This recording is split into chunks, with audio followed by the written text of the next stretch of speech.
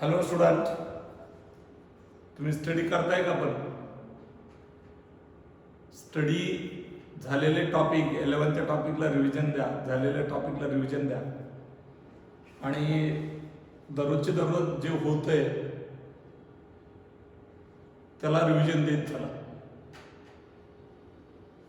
कारण लॉकडाऊन नंतर आपल्याला कालावधी किती भेटतो, काय होतं, त्यावेळेस ऑफलाईन ऑनलाईन पिरियड कसे राहतील, आणखी गव्हर्नमेंटने काही स्ट्रॅटेजी ठरवलेली नाही आणि तुम्ही असेच अंधारात राहता तर नुकसान करून घेता. त्यामुळं इमानदारीने जेवढं चांगलं देण्याचा प्रयत्न करतो, तुम्हाला व्हिडिओच्या माध्यमातून समजेल या पद्धतीपर्यंत आम्ही शिकवण्याचा प्रयत्न करतोय. त्याच्यामुळं आपण पाठीमागे राहता कामा नये.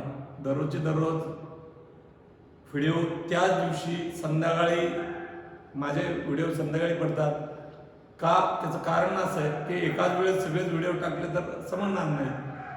काही सकाळी पाहता, काही दुपारी पाहता, काही संध्याकाळी पाहता. मोबाईल देत नसतील पालक हातात तर पालकांच्या टायमिंगनुसार पाहता, कारण संध्याकाळी तर वेळ असतोच आहे, पालक घरीच असतात आणि स्पीड बी वाढतो. तर योग्य पद्धतीने योग्य रीतीने टाइम मॅनेजमेंट करून उगाच सुट्ट्यात आणि मग नंतर सुट्ट्यानंतर हो, तर असं काही करू नका.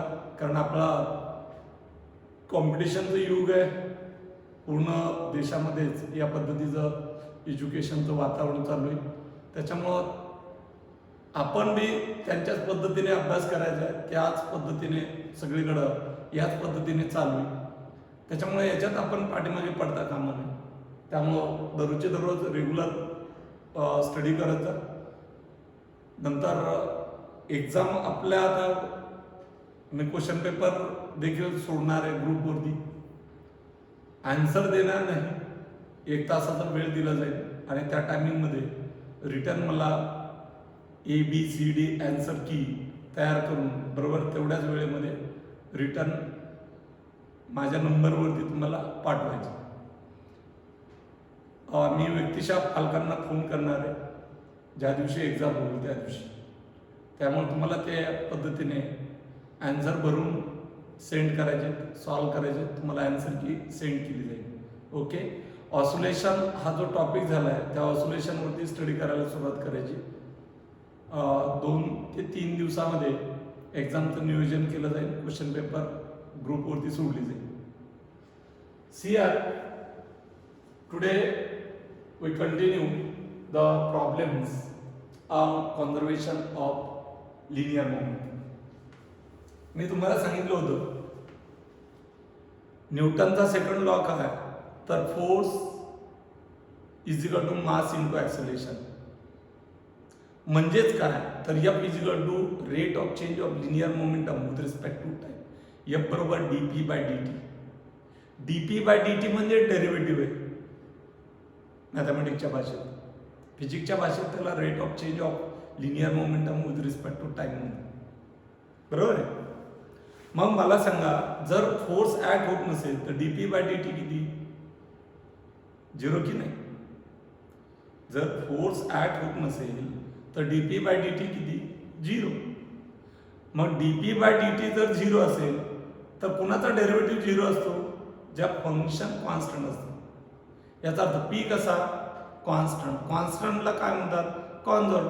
मग कॉन्झर्वेशन ऑफ लिनियर मोमेंटम, ज्यावेळेस तुम्ही प्रॉब्लेम सॉल्व्ह करता त्यावेळेस एक्सटर्नल फोर्स मस्ट बी 0 किंवा कंपॅरेटिव्हली टू इंटरनल फोर्स हा निग्लिजिबल असला पाहिजे, तरच तुम्हाला conservation of linear momentum apply करता येईल. या ठिकाणी पहा, बॉम्ब आहे, बॉम्ब फुटला म्हणजे या ठिकाणी पहा प्रॉब्लेम काय? ए बॉम्ब ऑफ मास किती? 4m एक्सप्लोड्स, फुटला. किती पार्ट मध्ये? 2 पार्ट मध्ये. मास कसं आहे? 1:3, एकाच 3. तर kinetic energy of small fragment is a K. तर kinetic energy of large fragment काय असेल? तो काय म्हणतो? एक बॉम्ब आहे, या बॉम्बचं मास आहे 4m आणि हे 2 पार्ट मध्ये फुटला आणि यांच्या मासचा रेशो 1:3 आहे. समजा हा छोटा आहे मोठा. मी याला m ने गुणलं, याला m ने गुणलं, याचा अर्थ याचा मास m, याचा मास 3m, मग टोटल किती रे? That is 4m. बरोबर? मग या ठिकाणी याचा मास किती? 4m. फुटण्या अगोदर बॉम्ब कुठं पळतो का? अरे दिपावळीमध्ये तुम्ही ते सुतळी बॉम्ब वाजवता ना, त्या आवाज होण्या अगोदर तुमच्या पाठीमध्ये पळतो का? नाही. तो कसा आहे? स्थिर आहे. मग त्याची वेलॉसिटी किती? That is 0. मग मला सांगा बिफोरचं मोमेंटम किती? मोमेंटम किती? 4m इंटू 0, कारण p बरोबर mv असते. इज इक्वल टू हा कोण? छोटा.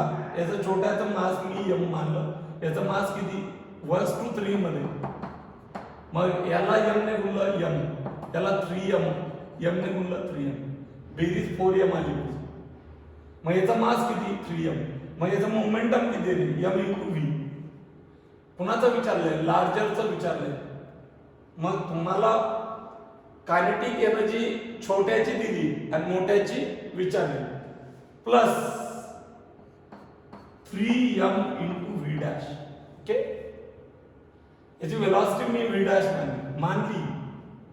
हा किती? 0. mv plus 3m v dash.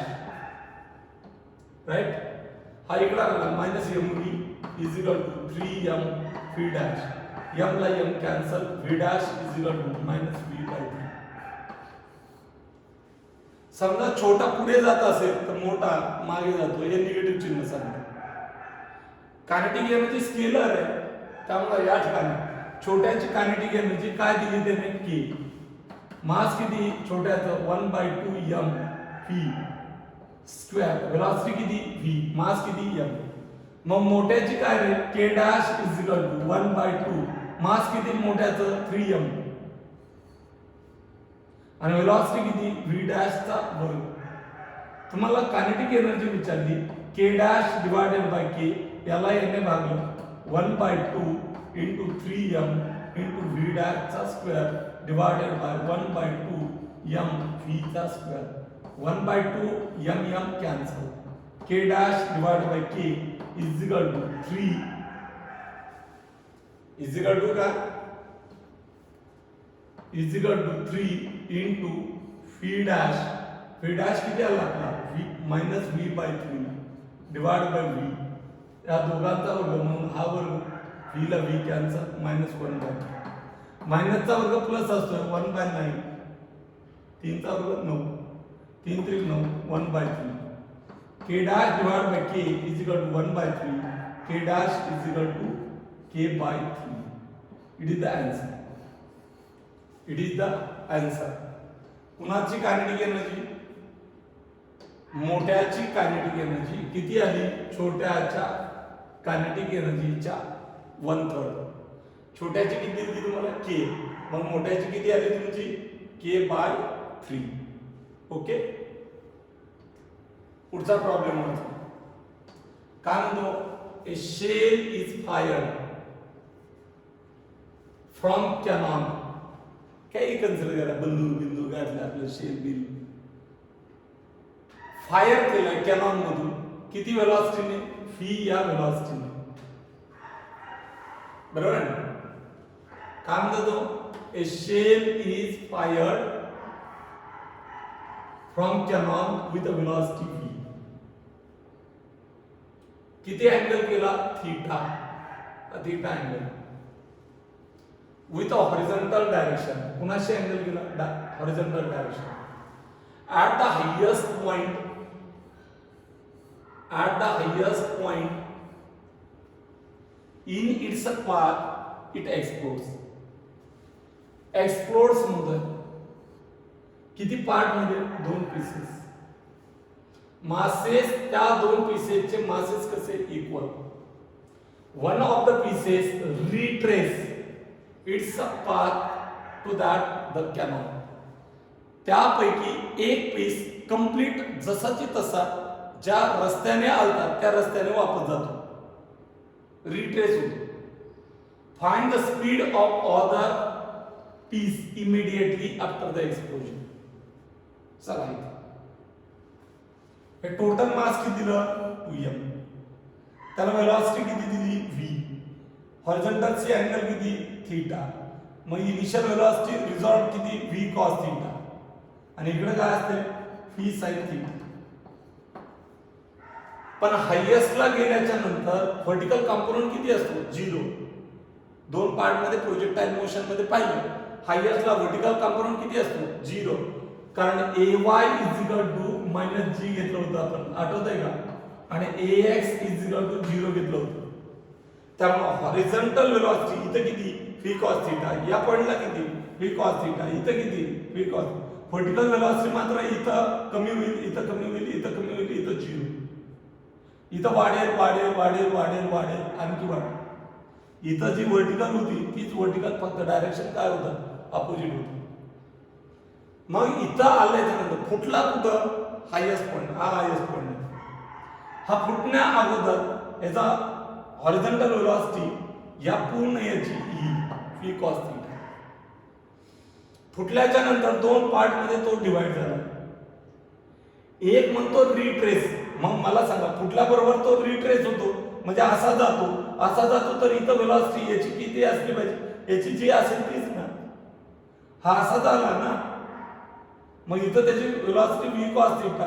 लगेच फुटला रिट्रेस व्हायचा असेल तर इथली व्हेलॉसिटी त्याची v cos थीटा असली पाहिजे, आणि दुसरा जो पुढे जाणार आहे त्याची व्हेलॉसिटी तुम्हाला विचारली पडेल तर v डॅश. मग एक्सप्लोजन कुठे झालं इथं, हे बिफोरचं एक्सप्लोजन, हे आफ्टरचं एक्सप्लोजन. सीआर बिफोरचं एक्सप्लोजन आणि हे आफ्टरचं एक्सप्लोजन. आता मास किती रे, बिफोर मोमेंटम, बिफोरचं मोमेंटम किती, मास किती 2m, फुटलाच नाही, इनटू v cos थीटा. हे बिफोरचं मोमेंटम. आफ्टरचं मोमेंटम काय, या दोघांच्या मोमेंटमची बेरीज m इनटू हा रिट्रेस म्हणजे याच्या विरुद्ध चालला म्हणजे डायरेक्शन अपोजिट आहे मायनस v cos थीटा, बरोबर, प्लस m इनटू हा पुढे चाललेला दाखवला v dash. m cancel, 2v cos theta हा मायनस v cos थीटा इकडे आला, v cos theta is equal to v dash, आणि आपल्याला त्या उरलेल्याची व्हेलॉसिटी 3v cos थीटा, आणि it is the answer. Okay. Then next, here, as shown in figure, small body of mass 50 gram is a placed over the larger mass 1950 gram, whose surface is horizontal near the smaller mass and gradually curves becomes vertical. The smaller mass is pushed on the longer one at speed 20 meter per second. हा कोणाचा speed आहे, स्मॉलरचा. And the system is left to itself, all the surfaces smooth. Smooth म्हणलं की f external किती, that is g. f external म्हणजे p is equal to constant, म्हणजे law of conservation of momentum वापरू शकता. Find the speed of the larger block. त्या larger ब्लॉकचं speed कधी, when the smaller block moving on vertical path. See here, हा block इथे छोटा आहे, त्याचा मास आहे m. सुरुवातीला हा स्थिर आहे, हा v या वेलोसिटीने सुरुवात झाली याची मूव व्हायला. याचा मास किती 50 ग्रॅम. या मोठ्याचं म्हणजे याचा मास किती 1950 ग्रॅम, याची वेलोसिटी किती 20 मीटर पर सेकंद. त्यावेळेस याची वेलोसिटी किती v is equal to 0. पण हा जसा वरती जाईल आणि इथं जातो, जसा वरती जातो त्यावेळेस हे दोन्हीही गतिमान होतात. त्यावेळेस हा दोन्ही गतिमान होतात म्हणजे या ठिकाणी याची 0 वेलोसिटी झाली, कदाचित इथं जाऊन चिकटला असेल, त्यावेळेस हे मोशन सुरू झालं. मग हे दोघं मिळून वेग किती V0. मग मोठ्या ब्लॉकचा वेग किती V0, याचा छोट्याचा वेग किती V0, दोघांचा मिळून किती V0. प्रश्न काही विचारला असता तरी V0. आणि म्हणून या ठिकाणी since no external force on horizontal direction hence the momentum is conserved. मग मला सांगा सुरुवातीला गतिमान कोण आहे? हा नाही मूळ. मग याचा या ठिकाणी पहा, हा गतिमान आहे बिफोरचं momentum m into v plus m into 0. नंतर आपण कन्सिडर केलं की हे दोघेही v0 ने जातात, याचा अर्थ टोटल मास किती m प्लस कॅपिटल M आणि वेलोसिटी दोघांची किती v0. आणि हे v0 तुम्हाला काढायचे. मग हा फॅक्टर झाला 0 तुमचा. हा ब्रॅकेट इकडे आणला तर v0 is equal to m v divided by m plus capital M. समजा ग्रॅम मध्ये ठेवलं आणि हेही ग्रॅम मध्ये आलं तर ग्रॅम कॅन्सल होईल, केजी करायची गरज नाही. म्हणून या ठिकाणी 50 divided by 50 plus 1950 into v ची किंमत नंतर ठेवू. 50 divided by 2000 okay 00 cancel into v 5 2 5 चौक 20 140 बरोबर इंटू v ची किंमत किती आहे 20 20 20 2 40 1/2 मीटर पर सेकंद. वेग किती आहे ना 1/2 मीटर पर सेकंद. समजलं? CR a boy of mass m, a मुलगा the mass is small m is standing on platform. या प्लॅटफॉर्मचं मास आहे capital M. kept on smooth floor. smooth floor म्हणलं की f एक्सटर्नल किती that is 0.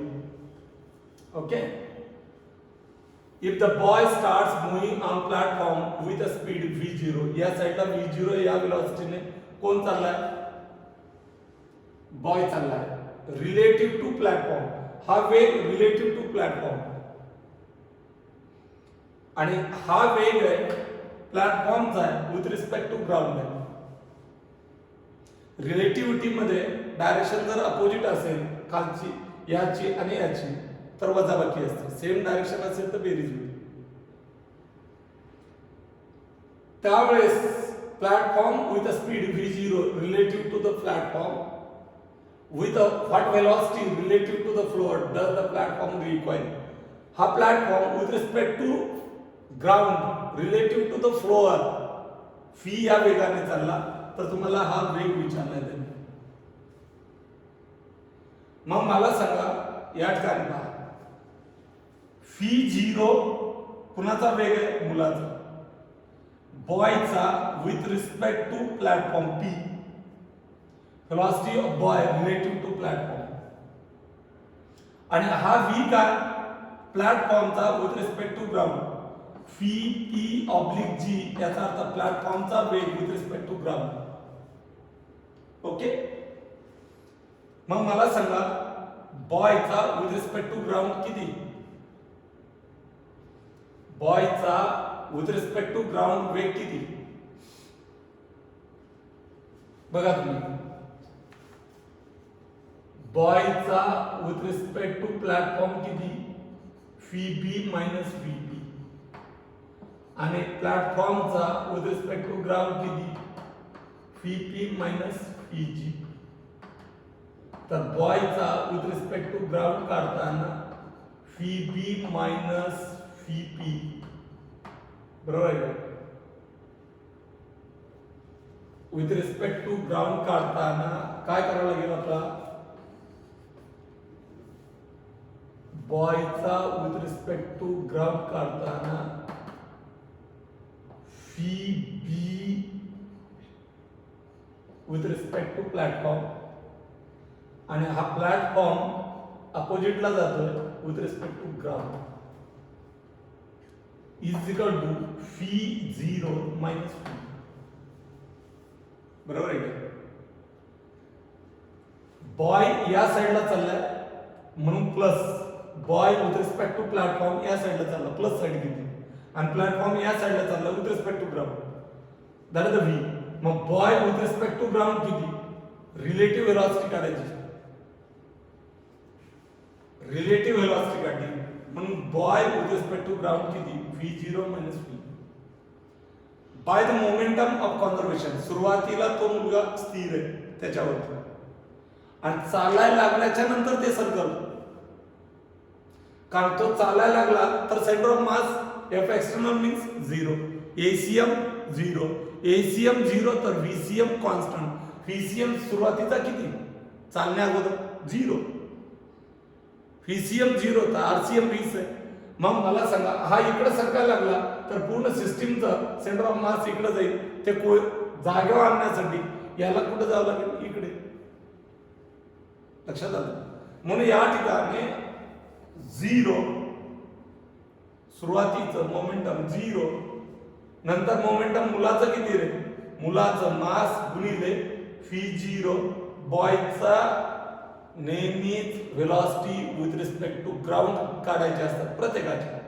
बॉयचं mass with respect to velocity of boy नाही घेतलं, ही v0 घेतला तर विथ रिस्पेक्ट टू प्लॅटफॉर्म होईल, आपला विथ रिस्पेक्ट टू ग्राउंड काढायचं आहे म्हणून m into v0 minus v.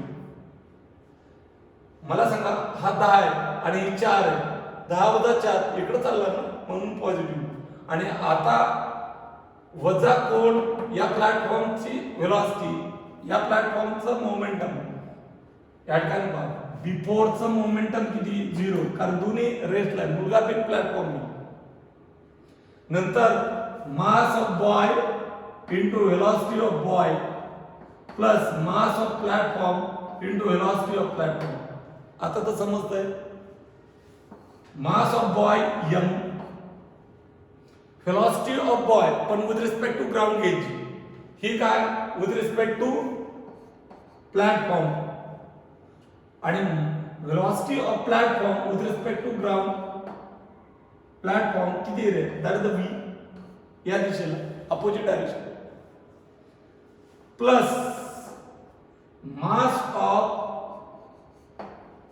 Platform capital M, आणि हा कुठं चाललाय लेफ्टला, मागे सरकतो, याचा अर्थ minus v, that is the minus v. आणि म्हणून या ठिकाणी 0 is equal to small m v0 minus v minus mv, minus mv, या पद्धतीचं इक्वेशन आलं. ओके. आता या ठिकाणी पहा आपल्याला काय काढायची, व्हेलॉसिटी काढायची प्लॅटफॉर्मची, 0 m into v0 minus mv minus capital mv, आपले हे काढायचे त्यामुळे दोन्ही फॅक्टर इकडे आणू, plus mv plus capital mv is equal to small m into v0, फी कॉमन घेतला m plus capital m is equal to small m into v0, so v is equal to small m into v0 divided by capital M plus small m, किंवा small m plus capital M. It is the velocity of cone, that is the platform, with respect to car, that is the ground. कुठं चालला वापस. Okay. See our same at Kanpa. काय म्हणतो तो, a boy of mass m sliding the trolley of mass m, ट्रॉलीचं मास आहे capital M, मुलाचं मास आहे small m, moving smooth floor, smooth म्हणलं की f external 0 with its speed v0, v0 या स्पीडने चाललंय हे सगळं. कोण, दोघंही. हा स्थिर आहे, हा कॅपिटल M, आणि पूर्ण समजा तुम्ही एखाद्या गाड्यावरती उभा आहेत आणि गाडा v0 या वेगाने चालला, पण नंतर काय केलं, तुम्ही उडी मारली पाठीमागे, गाडा इकडे चालला होता आणि तुम्ही उडी मारली. मग मला सांगा एक्सटर्नल फोर्स नाही लावला, तुम्ही स्वतःहून उडी मारली, म्हणजे एक्सटर्नल किती 0, कॉन्झर्वेशन ऑफ मोमेंटम. मग मला सांगा जर तुम्ही खाली उडी मारली तर मास बदललाय, मास बदललं तर वेग बदलेल. तुम्ही म्हणता एवढाच वेग तिथं पाहिजे नाही, याने उडी मारल्याच्या नंतर ह्या राहिलेल्या प्लॅटफॉर्मचा वेग आहे. ही जम्प्स अपोजिट, इकडे चाललं होतं सिस्टीम हे सगळं, तर त्याने उडी विरुद्ध दिशेला मारली. After the trolley with a velocity u relative to the trolley. ही u ही काय relate velocity of boy with a trolley with respect to trolley. बरोबर ना. Before jump then find the velocity of trolley after the jump. या velocity of trolley याने उडी मारल्याच्या नंतरची काढायची सांगितली. See here, velocity of jump of a boy with respect to trolley किती दिली u. याने उडी मारताना किती वेगाने मारली u या वेगाने. मग velocity of boy with respect to ground, इथून उडी मारताना u या वेगाने इकडे मारली. याचा अर्थ या बॉयची व्हेलॉसिटी u ही काय आहे velocity of boy with respect to platform, आणि ही काय व्हेलॉसिटी v0 काय velocity of platform with respect to ground. या दोघांची दिशा कशी अपोजिट म्हणून relative velocity boy with respect to ground u v0. Applying the momentum of conservation का f एक्सटर्नल 0. मग मला सांगा आता सांगा हे किती वेगाने चालले v0. टोटल मास इंटू त्याची व्हेलॉसिटी बिफोर उडी मारली. या पोराने काय केली उडी मारली. कोणत्या दिशेला उडी मारली राईट प्लस लेफ्ट मायनस समजा मानलं तर याने इकडे उडी मारली किती वेगाने u, पण विथ रिस्पेक्ट टू ग्राउंड वेग किती आहे कोणत्या दिशेला opposite that is the minus. पोराचं मास गुणिले त्याची relative velocity with respect to ground plus राहिलं कोण हा प्लॅटफॉर्म m आणि किती वेगाने चालला v आणि हा वेग तुम्हाला विचारला. बरोबर. मग मला सांगा या ठिकाणी पहा m plus small m into v0 is equal to minus ने आत गुणलं minus mu minus plus m into v0 plus mv. हा इकडे पाठवला m इंटू v0 याने मल्टिप्लाय केलं m into v0 small m. हा इकडे आणला मायनस mv0, हा इकडे आणला plus mu is equal to m into v. Plus आणि मायनस हे कॅन्सल झालं तर v इज इक्वल टू का हा v इज इक्वल टू का m इकडे divide m capital M into v0 plus small m into u divided by capital M, and it is the answer. Okay, v is equal to m v0 plus mu divided by capital M. It is the answer. Okay, we can stop here.